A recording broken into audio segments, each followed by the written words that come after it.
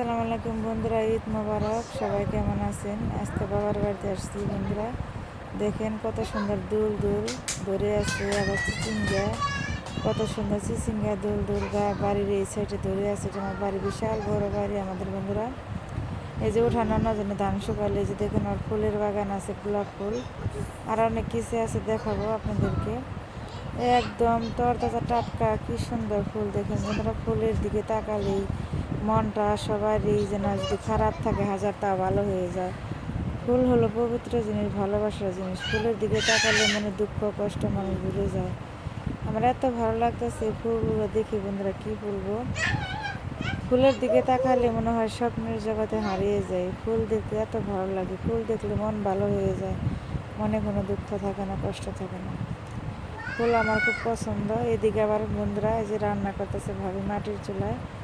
আর আপনারা জানেনই তো, মাটির চুলায় রান্নাটা স্বাদ বেশি, অনেক ভালো লাগে রান্না খেতে। আর গ্রামের বাড়িতে আসছি, বাট মাটির চুলায় যে খাবো এটা তা কি হয়, বলতে আসছি যে মাটির চুলায় রান্না করে, গ্যাসে রান্না করে না। মাটির চুলায় রান্নার স্বাদই আলাদা। শহরে তো সবসময় গ্যাসের রান্নাই খাই। দেখেন চুলাটা কী রকম জাল জ্বলতেছে, বাতাসে ধোঁয়া উঠতেছে, আর চুলার সুন্দর গ্রান বের হচ্ছে, মশলার গ্রান, একটা সুগ্রান বের হচ্ছে, একদম বাতাসে গ্রান মো করতেছে রান্নার। সুন্দর করে রসুন পেঁয়াজ দারচিনি এলাচ এটা ভেজে নিবে, মানে মাংসটা বাগার দিয়ে মাংসটা আগে সুন্দর করে রান্না করে নিয়েছে। এটা আবার বাগার দিলে কি হয়, এই রান্নাটা খেতে বেশি টেস্ট হয়। এটা ভিন্ন স্বাদের রান্না, মাংস বাগার দিয়ে রান্না করা। মাংস আগে রান্না করে রেখে দিয়েছে, যে দেখেন এখন এই যে বাগার দিয়ে দিবে। এই যে পাতিলের মধ্যে রান্না করে রেখে দিয়েছিল, এটা এখন বাগার দিয়ে সুন্দর করে ভালো করে নেড়ে চেড়ে নেবে,